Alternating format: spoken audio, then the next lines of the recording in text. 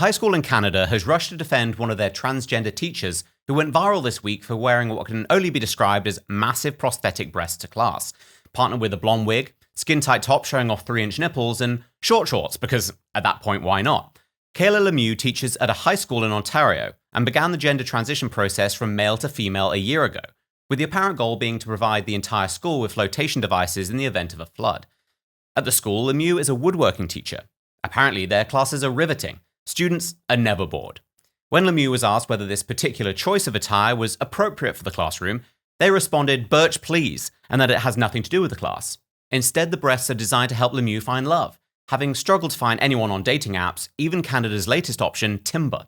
Lemieux isn't asking for much, just someone who loves a wood-fired pizza, getting hammered at a bar, and then being nailed. They're just looking for someone genuine. No one likes to get screwed over or have their shavings accounts drained or be left high and dry by a varnishing act. The high school did respond to the criticism, reiterating their commitment to establishing and maintaining a safe, caring, inclusive, equitable, and welcoming learning and working environment for their students and staff. They didn't explain how operating a saw without being able to see the saw is safe, but at least the school is saving money on eye protection. This particular video went viral, especially after right-wing media heard about a transgender teacher chopping their own wood in front of children. The district school board said that Lemieux was protected by the Ontario Human Rights Code, which safeguards gender identity and expression as human rights. The board's chair, Margot Shuttleworth, told reporters that they are looking at creating a safety plan to ensure the teacher's security, as well as providing goggles for all students in nipple height. Shuttleworth also described Lemieux as an extremely effective teacher, adding that all the kids really love being in the class. Yeah, because there's one thing we can rely on: teenage boys will always laugh at men in fake tits. I'm Ian Haworth, and this is Off Limits.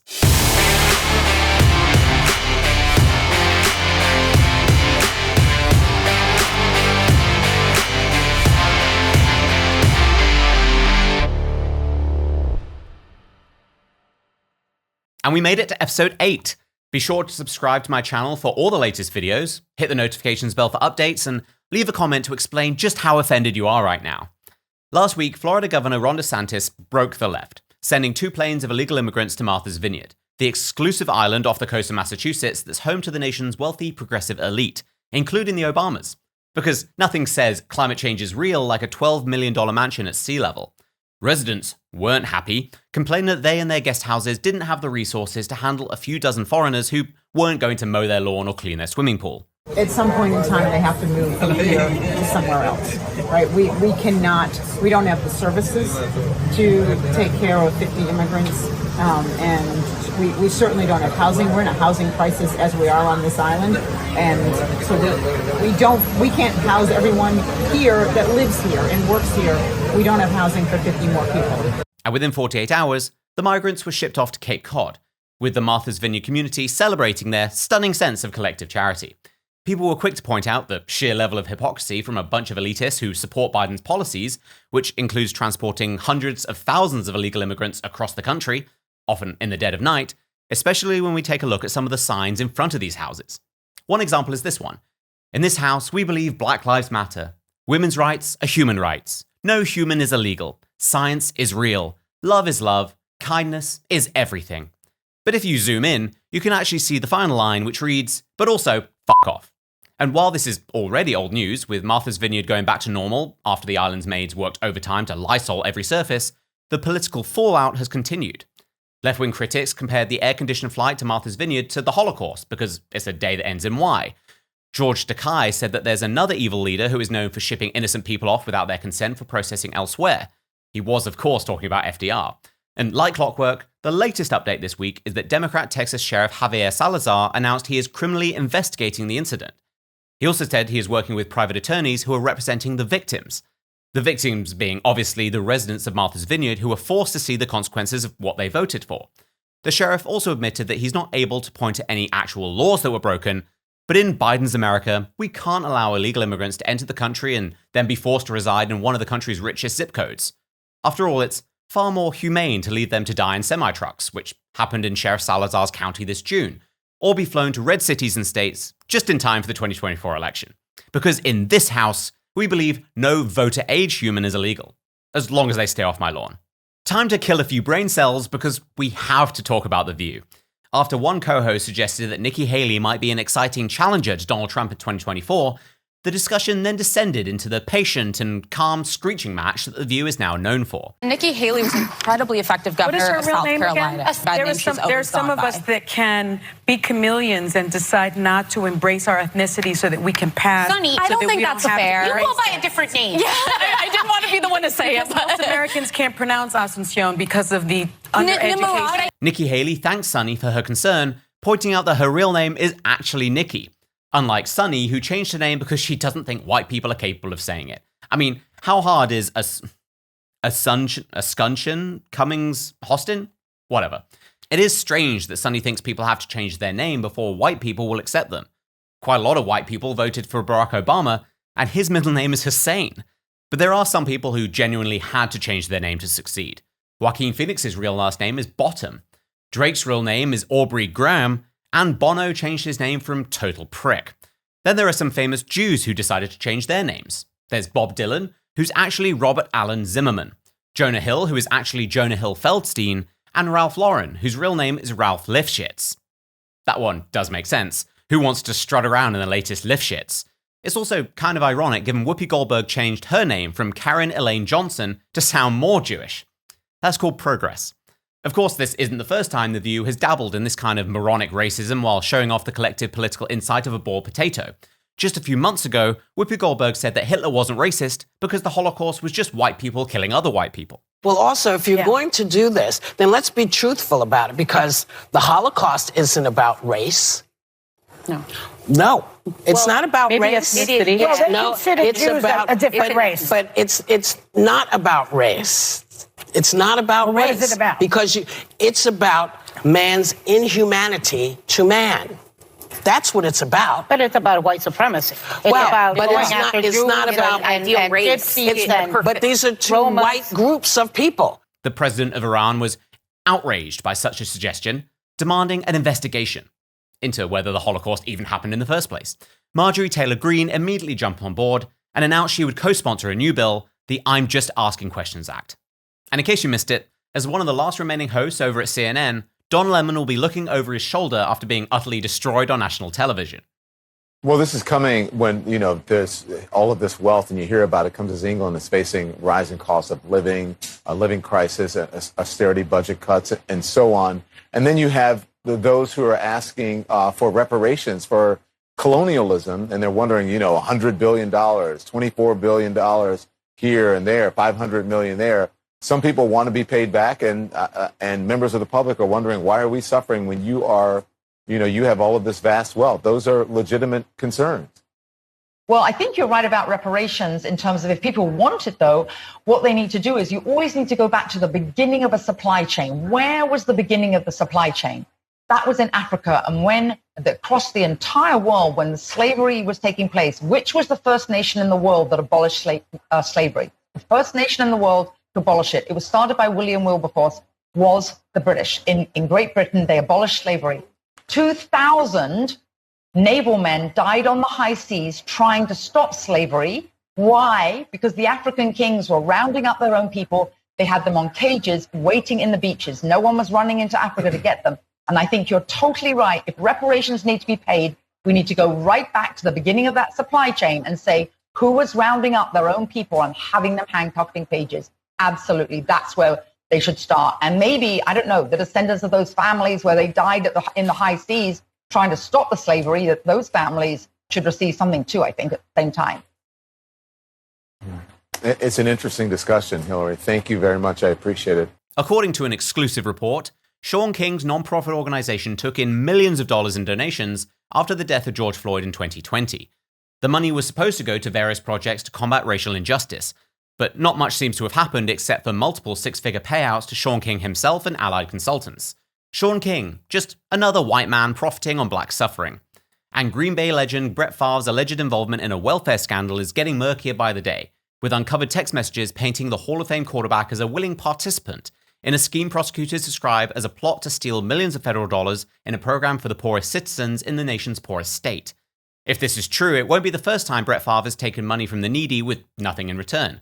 Favre did release a statement denying all accusations, but it was intercepted for a touchdown. Before we get to the worst, please support the show by heading over to watchofflimits.com/shop and checking out our official Off Limits merch. You can buy the mug, something from the I Survive Fauci line, or the latest item, the new sign from Martha's Vineyard. And if this is all driving you a bit nuts, you're not alone, because mentally unfit politicians are the worst.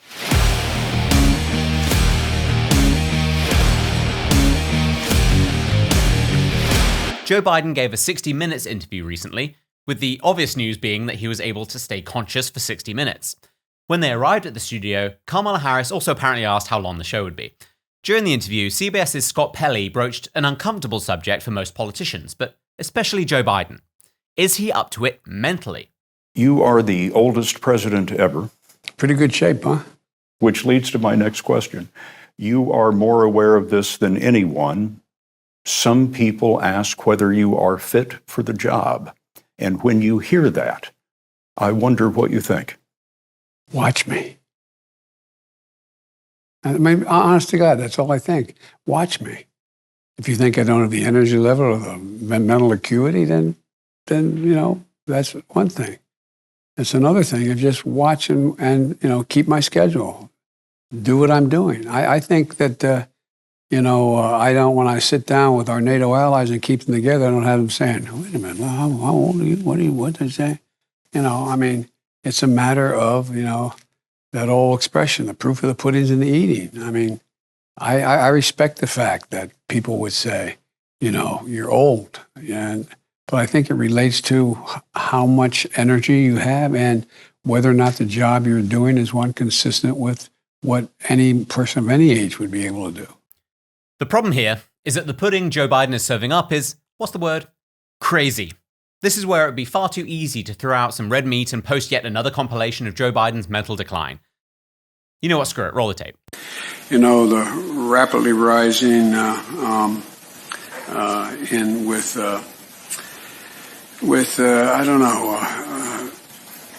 am very willing to let the American public judge my physical and mental my physical as well as my mental fitness. Welcome to Kingswood Community Center.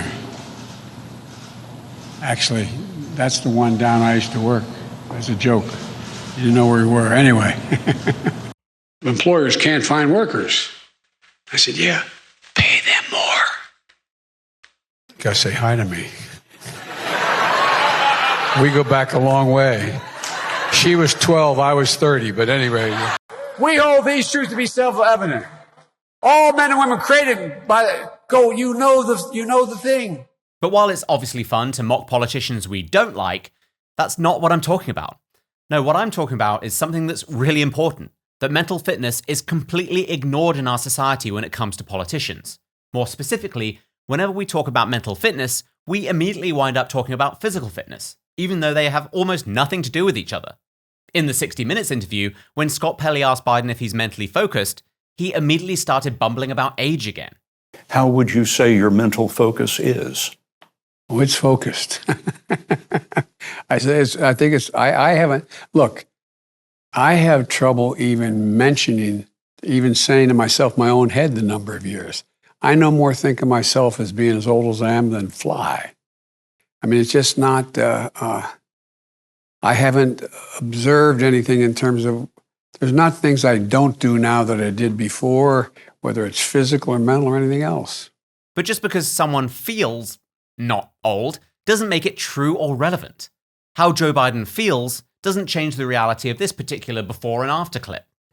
What disturbs me more than the policy that you call a policy is the rationale for the policy. America is a nation that can be defined in a single word. I was going to put But Joe Biden keeps getting away with what can only be described as the worst bait and switch in political history.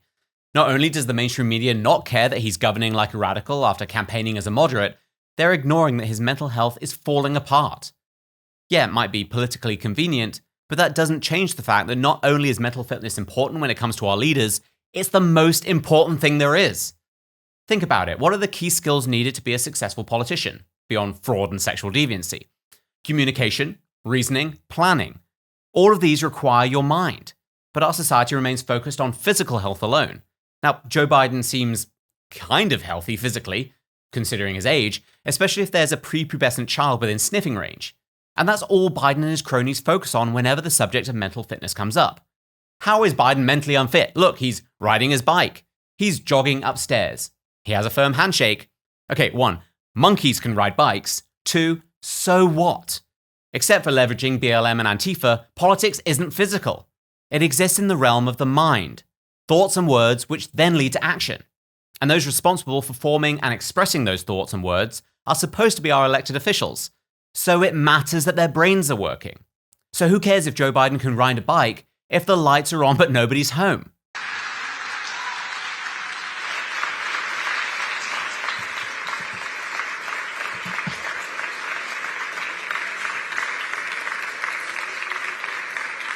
Mr. President, thank you.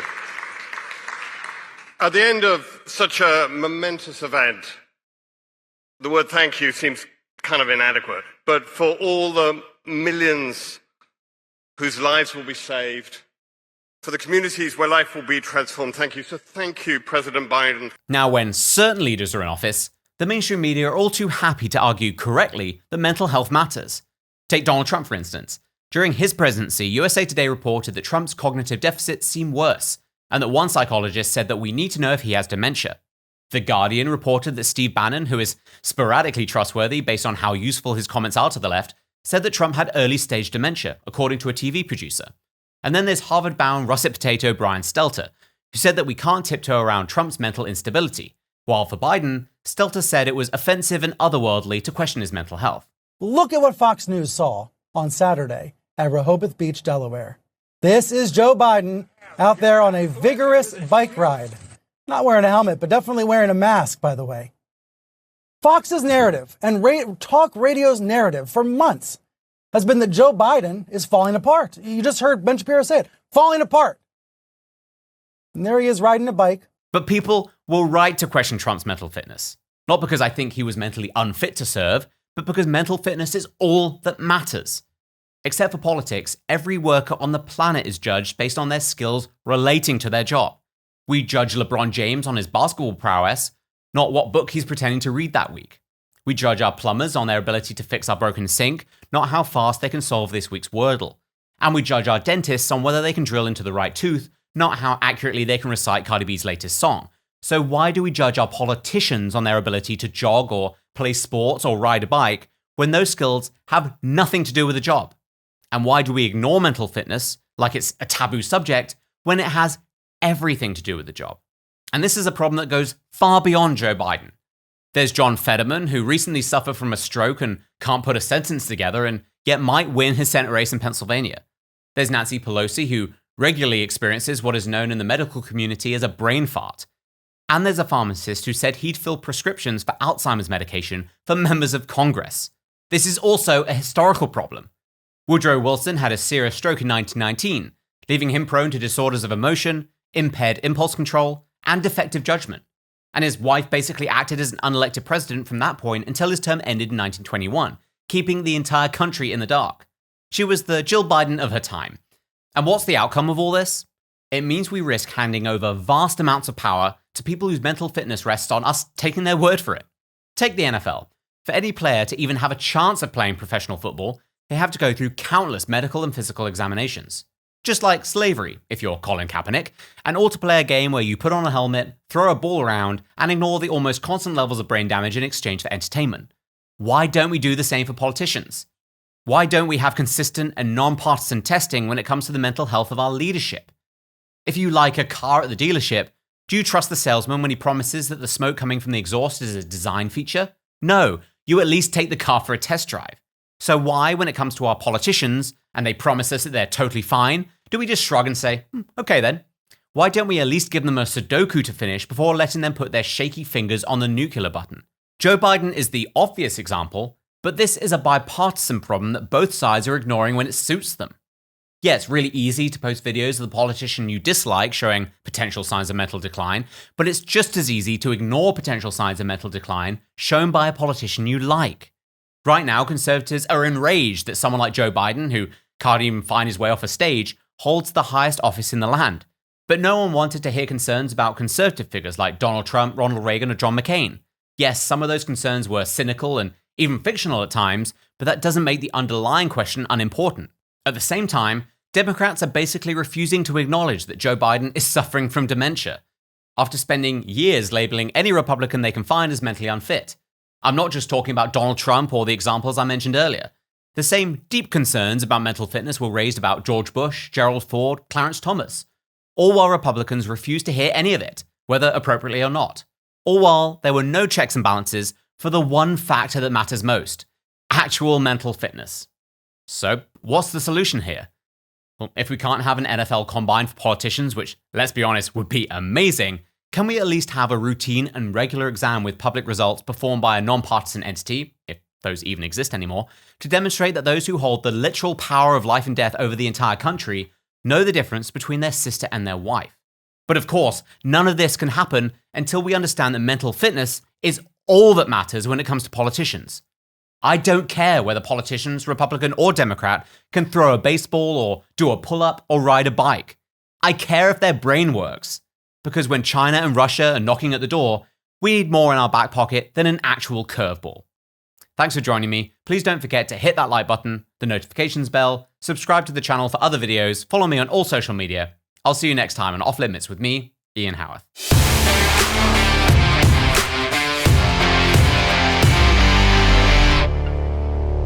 Off Limits with Ian Haworth was created by Ian Haworth, produced by Austin Stevens, executive producer Ian Haworth, written by Ian Haworth, Austin Stevens, and Nick Sheehan, mental fitness coach Nick Sheehan. Off Limits with Ian Haworth is a Half Crown Productions show. Copyright Half Crown Productions 2022.